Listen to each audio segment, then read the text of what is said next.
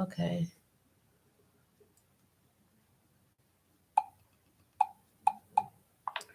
Sorry for the inconvenience, everyone.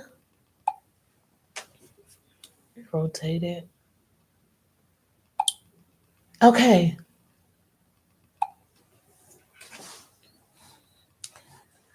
Okay. We're going to do this again.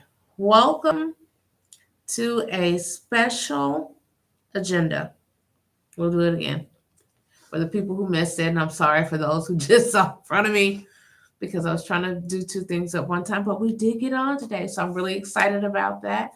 Thank you, everybody, for who has taken the time to join us in the room with a special agenda. And today we're discussing the subject that is because I am a parent.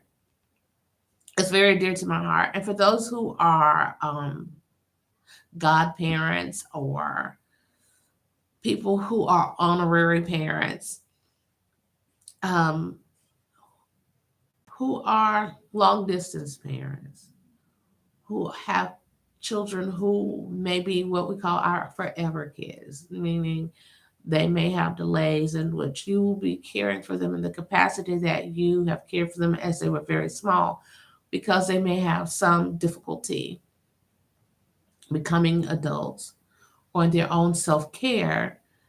You will always have the responsibility of caring for them.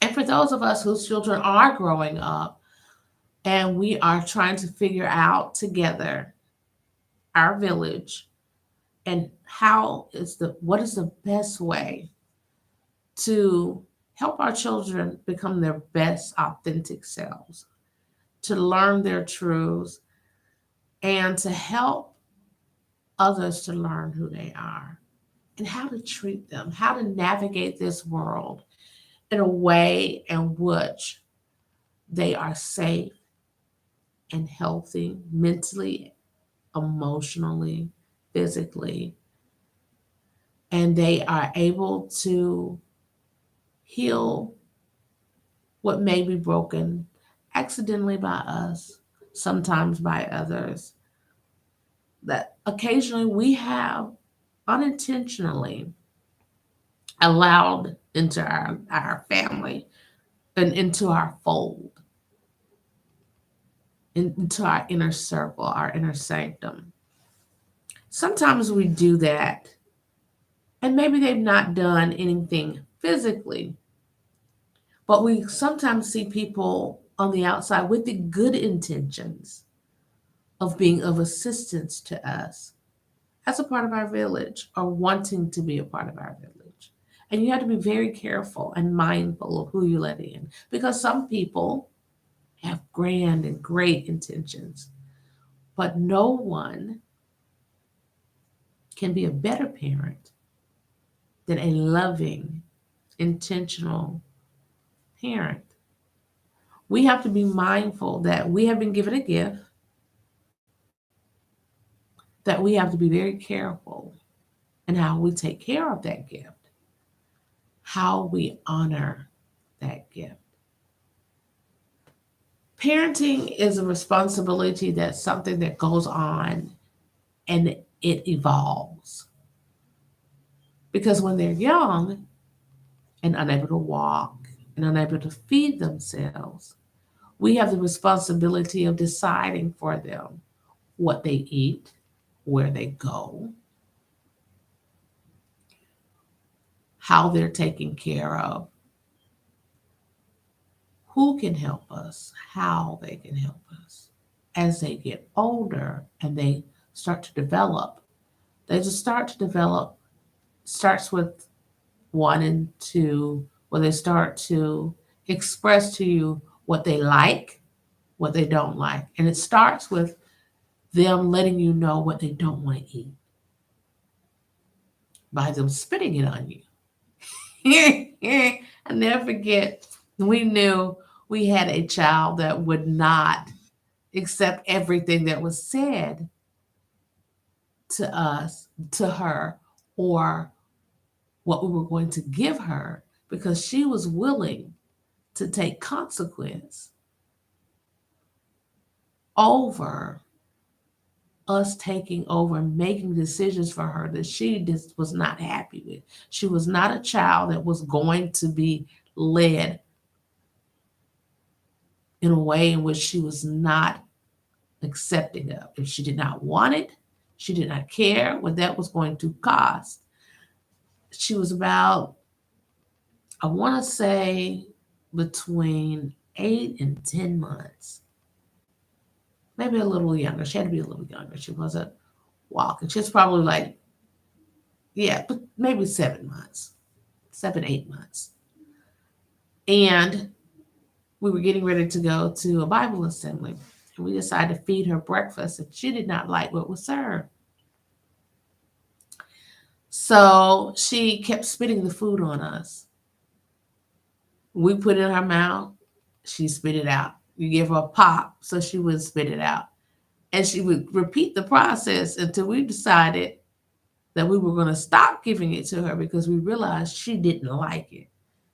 And we decided that because she had been eating it, she had decided that this was no longer for her and she'd given it enough tries. And in that moment, as a parent, I realized it was unfair to keep trying to force her to eat something that she could get nutritional value in something else. And we had already exposed her to food that had seasoning. So she didn't want anything that didn't have seasoning. It was jarred baby food. That was the day that we also realized later, we gave her something else and gave her peaches. She ate that. And then later, we had a Subway sandwich, which she insisted on eating. We had to blend a Subway sandwich because she was going to eat that sandwich and she didn't have enough teeth to do that properly, but she wanted it.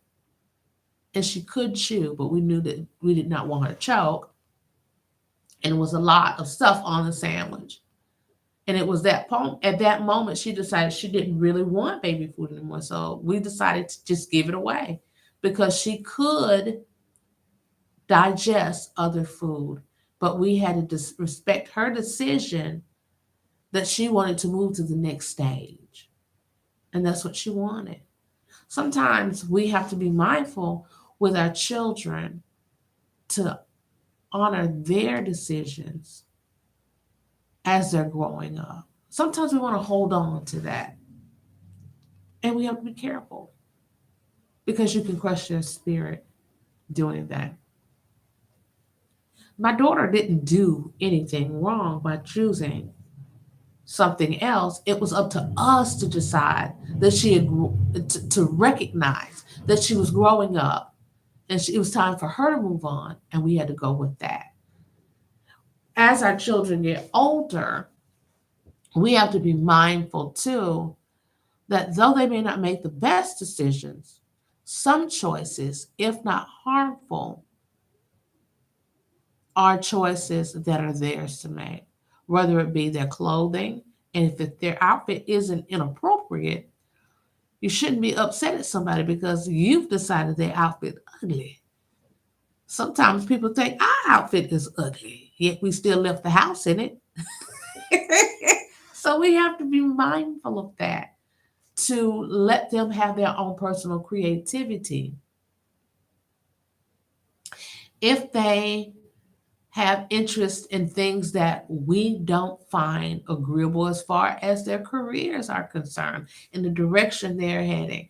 Say it's a job that they like that won't necessarily pay what we think it should pay, but they'll be happy. If finances that are going to be a concern for them later, let them learn that. Sometimes support looks like respect. See, sometimes some of us have chosen mates that our parents or others did not think that we should choose. But we have to be mindful that we're the only ones who have to live with, sleep with, and deal with that individual. Their concerns may be heard, but we would not allow them to interfere in our life in that manner. So we have to be mindful of that with our children. It's important that we protect them by not letting other people also overstep when it comes to our parenting. See, having children that are special needs, there are people who often will try to be of assistance, but they will intervene in ways which is not necessary and occasionally unhealthy.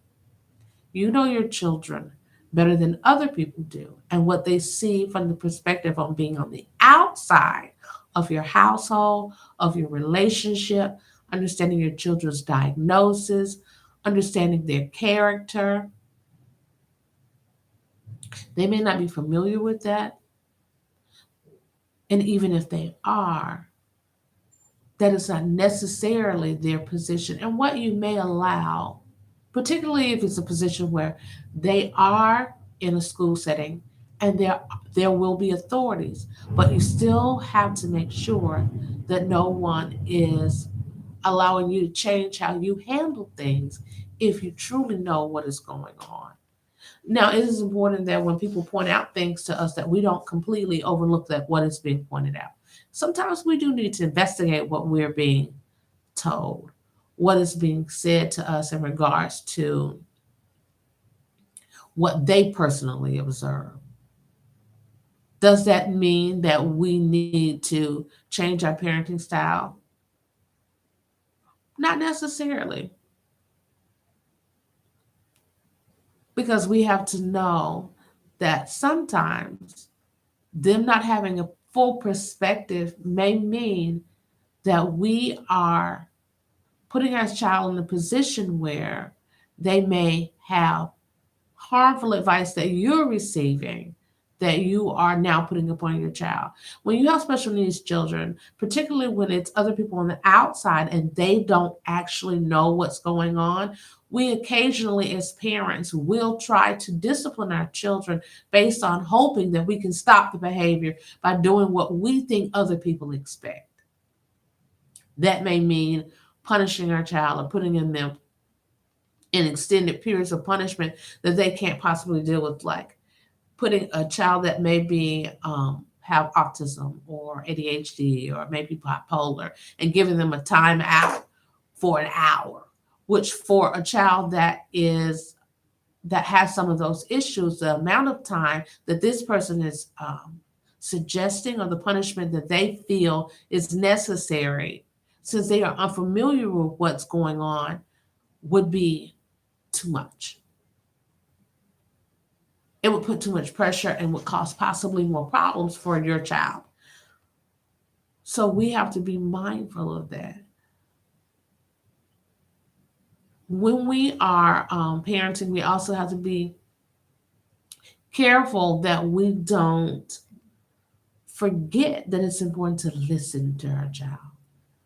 See, discipline from the perspective of others without listening to your child might be dangerous, because there have been times where we find out later that what your child said they did not do, because someone else insisted that they did, they were punished, whether it be corporal punishment or other manners of punishment that you choose. Now you've created distrust, because now your child feels like they cannot listen to you. You have to be mindful or that you won't ever hear what they have to say, and that they can't trust that when they do tell you what's really happening, that you'll hear them. It's important that when they are around strangers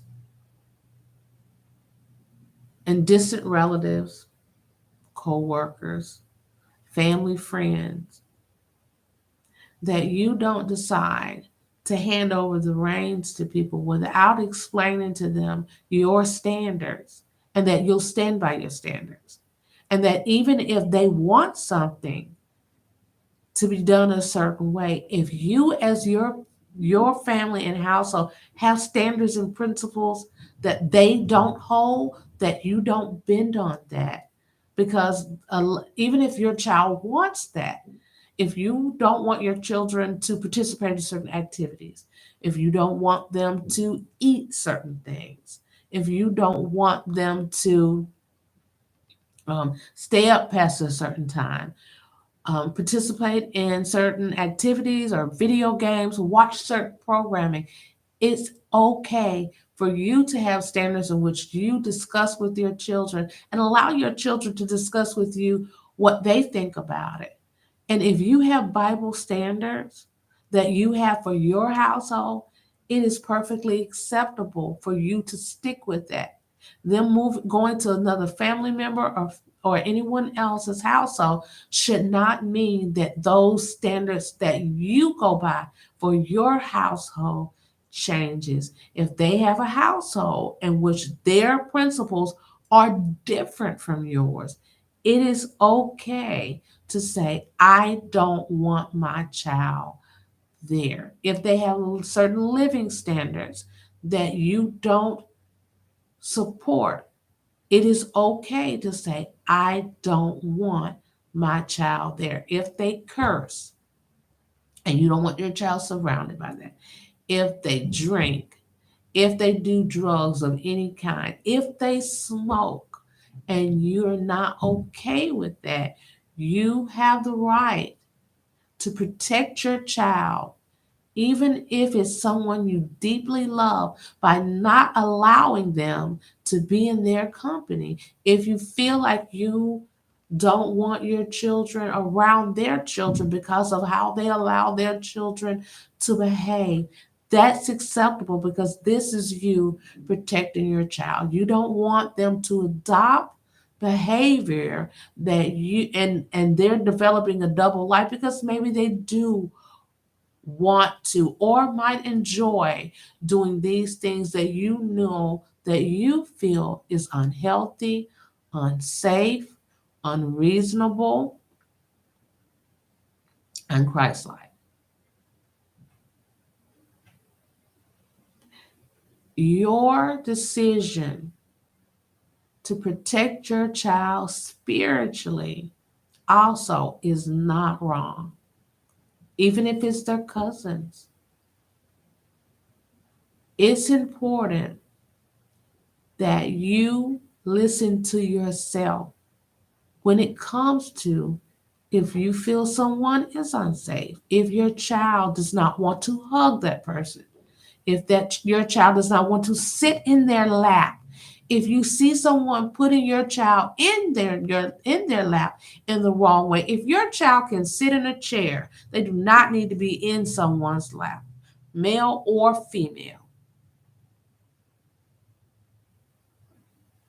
If someone is insisting that they take your child somewhere and your child has expressed to you that they don't feel comfortable with that person, if they are trying to get your child on their side against the things that you suggest, if ever there's a time where you tell your child no in front of another adult, and that adult in front of that child tries to convince you that you should allow your child to do what the child wants and what that adult wants, that is someone who does not respect your decisions, your opinions, your child, and how you plan to manage your household and protect your household.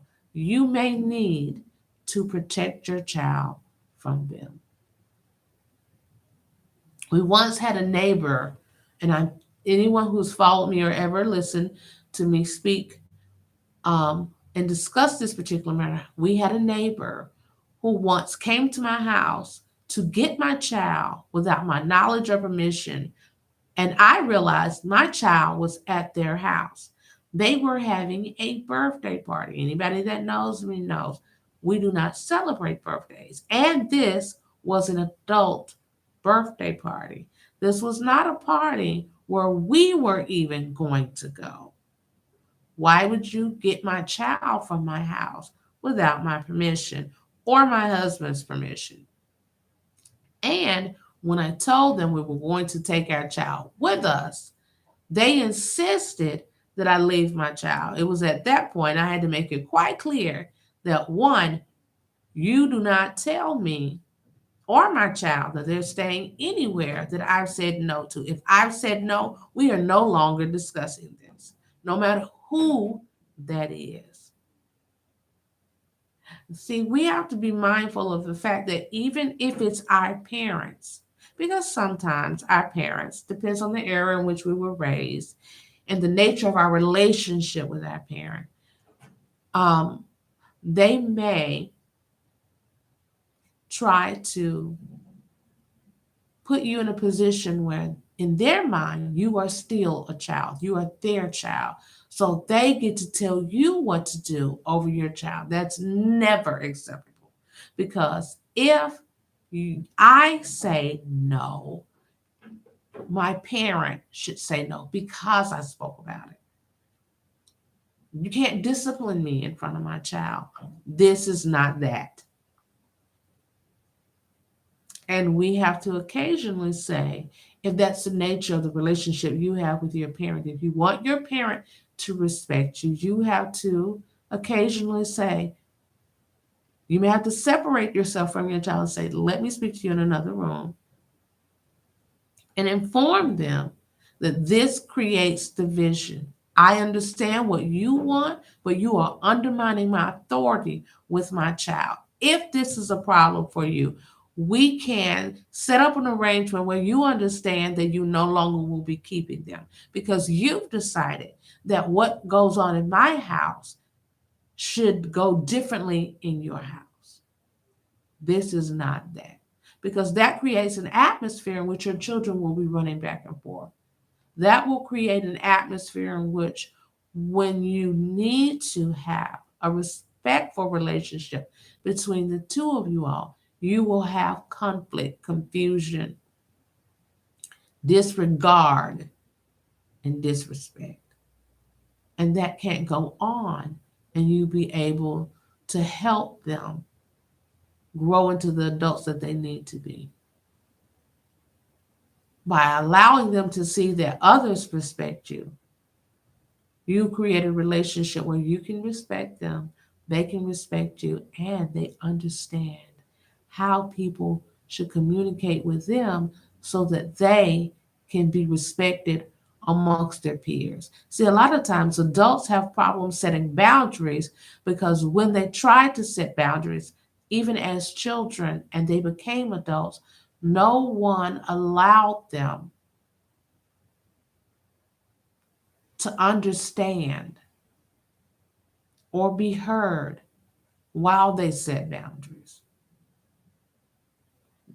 It is your right in every stage of your life to allow people to understand what you will and will not accept. See, lots of times children are bullied as children because others see in the way in which our body language, which our mindset carries the way in which we walk, the way we carry our body, the way we stand, our stance, the way we hold our head up when we walk, and the way we look at people, whether or not you can be approached and what manner you can be approached in. And children that are bullied often are bullied adults. See, once you set standards in your communication, people begin to understand what you'll tolerate. When I was younger, my level of understanding was as long as you didn't physically touch me, we were going to be okay. But that did allow for people to say what they felt like they could say to me, whether they knew my name or not, whether we'd had any interaction at all, the way in which I carried myself. Because in my era, we were taught that adults could say everything and anything to you. Which, when you do that to children and you don't think of the setting in which they're in, how this will affect them, whether this is necessary, how will this affect them? How will this make other people treat them? It creates mental and emotional trauma in the sense of how they feel about themselves. And it makes their space smaller. It makes them feel like they don't have the right to take up space. That their space, who they are, they need permission. And it's hard to be an effective adult, a productive adult, a mentally balanced and confident adult, if that is what you feel about yourself every day. And that doesn't go away quickly without starting to understand who you are, what you expect, what you should allow, what's reasonable. And sometimes we don't know how to walk about this earth in that way when you've been damaged in that way. So it's so important that you are so mindful of listening to them, honoring them, protecting them, and making sure those around you do the same for you, so that you can be careful of the energy in which you surround your child by. Also, it is key that you're not around people who are comfortable disrespecting their own children in front of you, their own mates in front of you, people who are abusive in their speech. If they are comfortable humiliating their mate, if they are comfortable humiliating their children, those are people that once you speak to them about how they're conducted themselves, if they take issue with the fact that you're speaking to them about what you find unreasonable for your company in your presence, those are people you should distance yourself from, because they are going to negatively impact the energy that you have, the balance and peace in your home. People who want you to trade your Bible principles for what they want, for what they expect.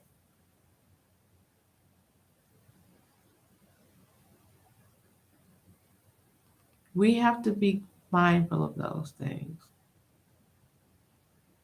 That is why it is necessary to protect your household, spiritually, and with intention, with love and grace. I was speaking to someone recently, and we were having a discussion about the difference between speaking truthfully in regards to your mate and being hurtful.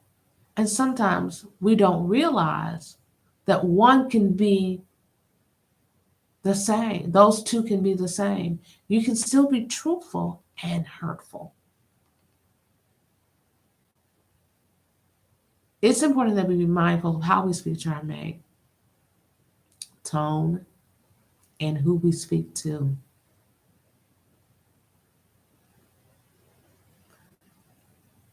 It's so important that we are mindful of how we treat our mate in front of our children and in general.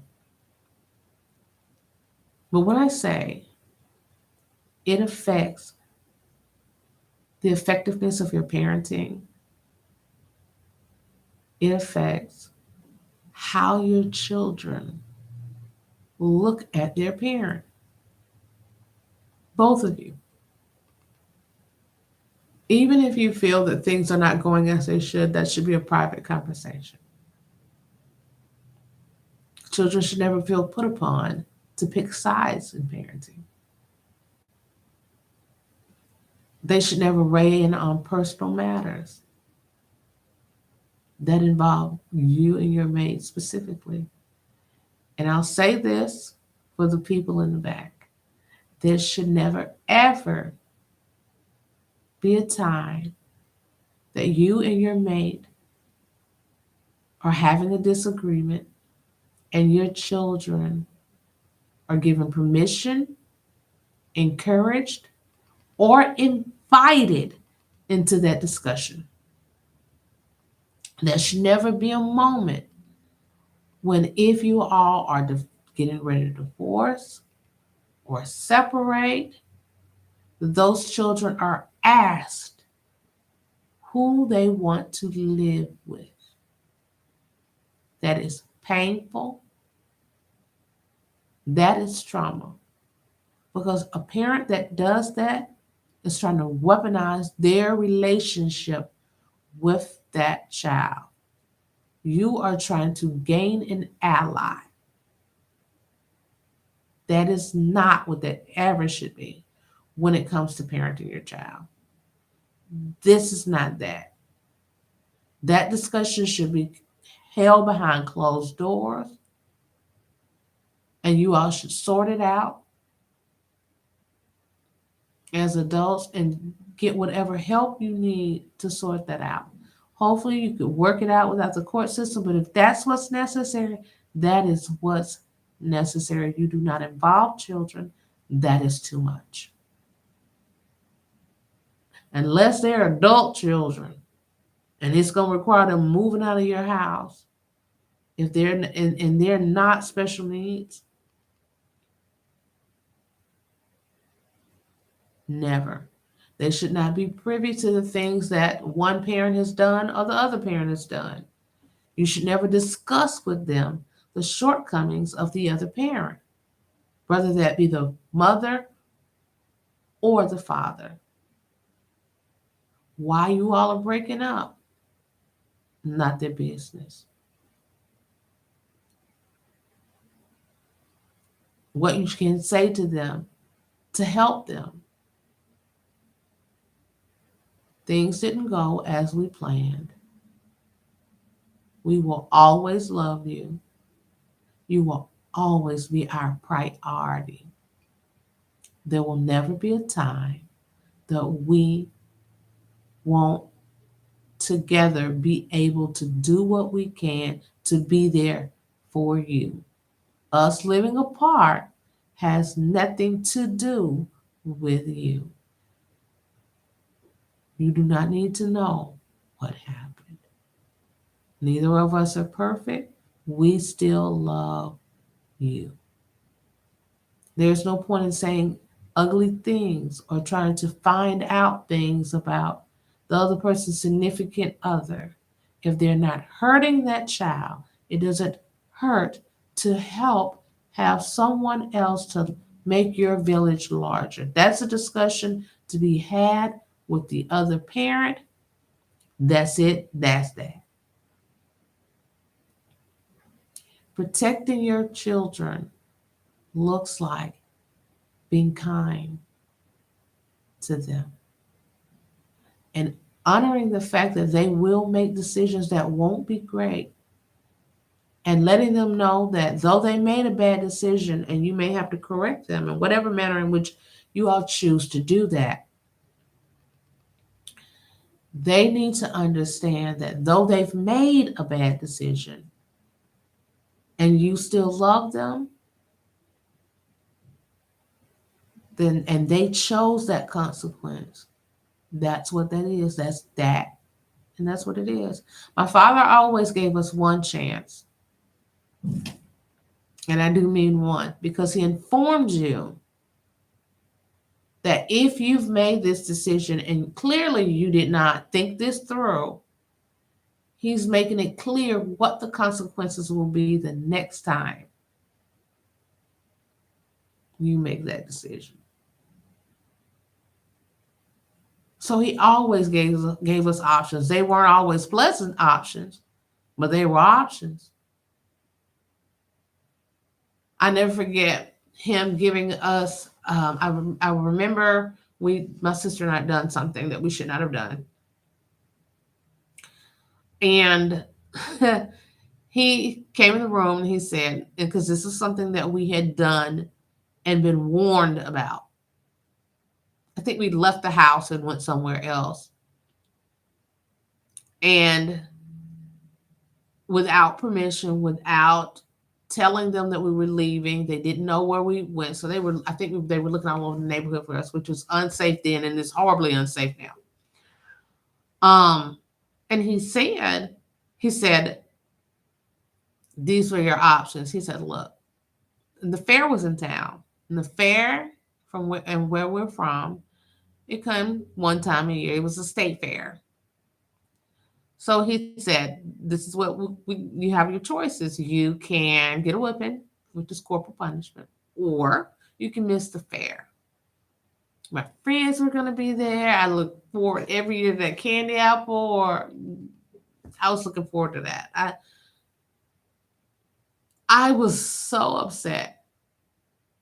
And it was two hard choices, but I had a third choice and I chose to, and I knew I had been informed before not to leave the house without permission.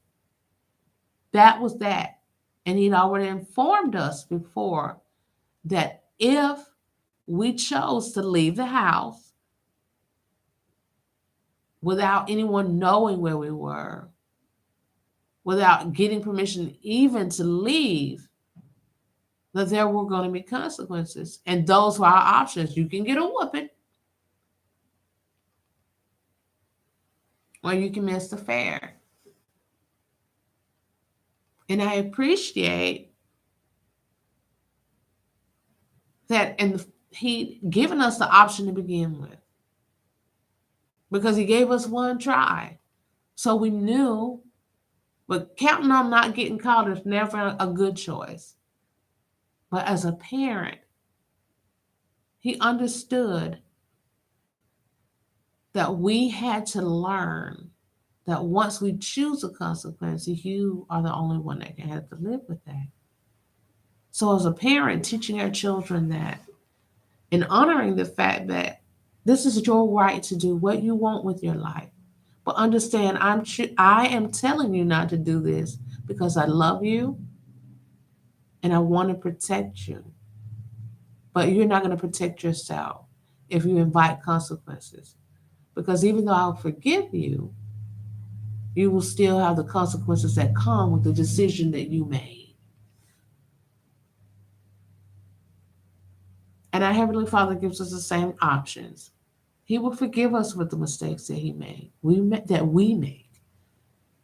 But it doesn't guard us from the consequences of the situations that we create.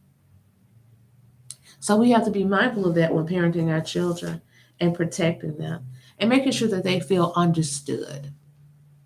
That's a part of the listening process.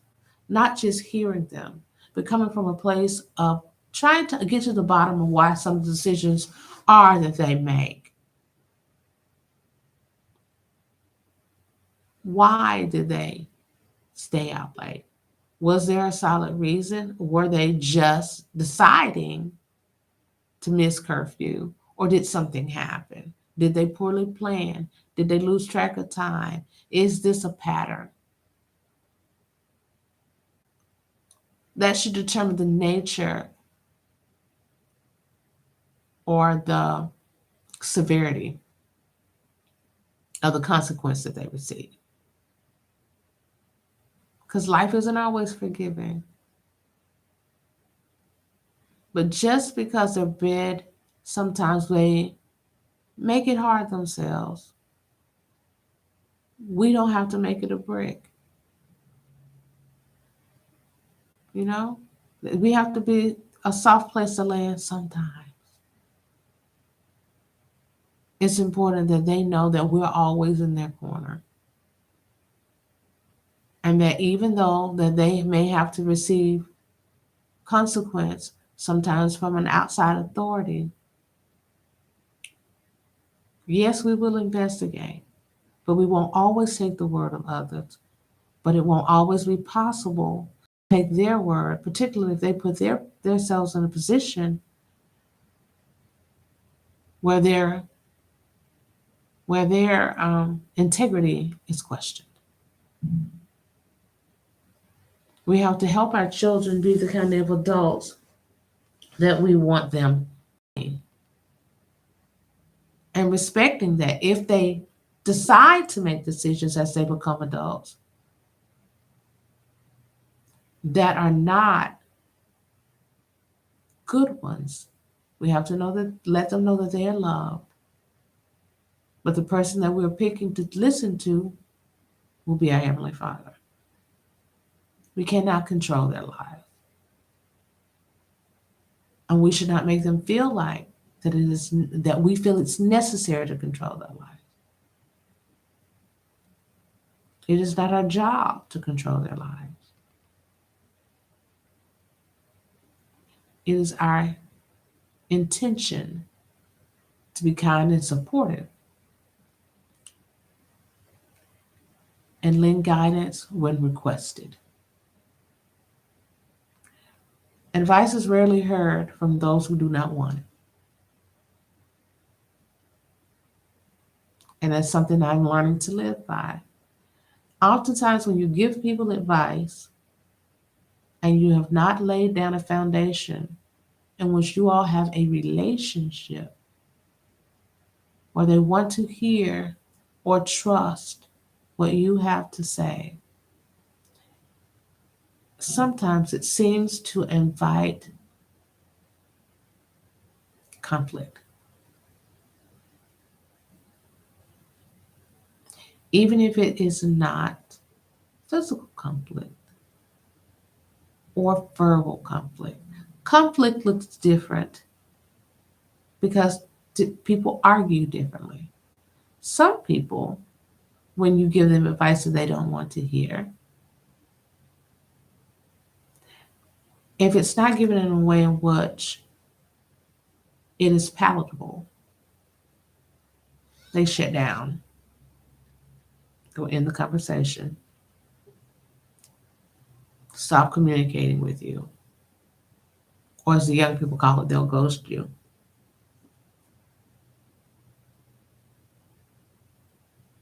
So we have to be mindful of that. It's our job to help them. And if you develop the right kind of bond with your children, they will allow you to give them advice as they get older. They will seek you. They will seek to hear what you have to say because they don't feel that you are attempting to be an authority. You are an invited guest.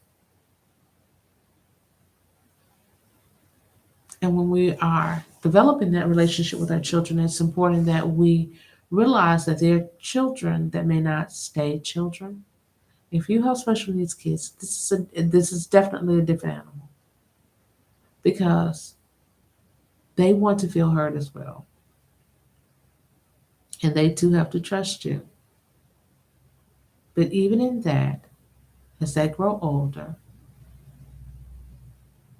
they want to feel to control their entire life because that's not what that's supposed to be.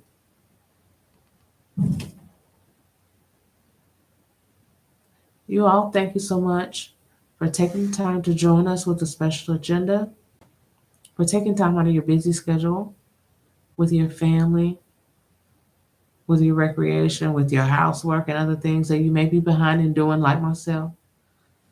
Thank you for taking this time. I hope some of this information was beneficial to you all. Be loving and kind to each other. Remember that everybody deserves respect.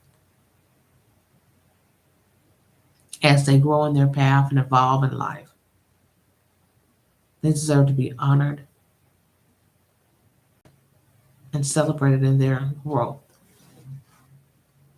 Thank you all for taking this time out. Be kind, show each other love, even if you don't feel like you're going to receive it back in the way that you give it. You may be more capable than they are. Be kind because it's a choice. You all have a wonderful night. Have a good night. Okay.